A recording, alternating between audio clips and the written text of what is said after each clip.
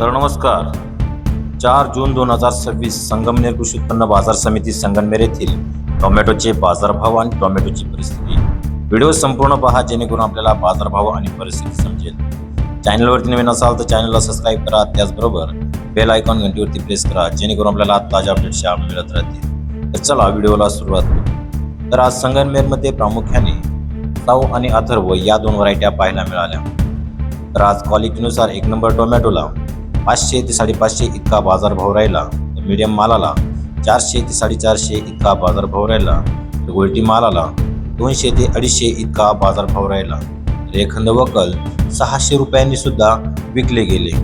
हे सर्व बाजारभाव संगमनेर कृषी उत्पन्न बाजार समिती संगमनेर येथील 4 जून 2026 जाळीचे होते. सध्या काही शेतकऱ्यांमध्ये नाराजगीचे वातावरण पाहायला मिळत आहे. याचे मुख्य कारण असे आहे की काही टोमॅटोवरती तिरंगा गेलाय. त्या तिरंग्यामुळे टोमॅटोला कमी बाजारभाव मिळतो म्हणून काही शेतकऱ्यांमध्ये नाराजगी पाहायला मिळत आहे. तर सरासरी सगळ्या शेतकऱ्यांमध्ये सध्या आनंदाचे वातावरण पाहायला मिळत आहे.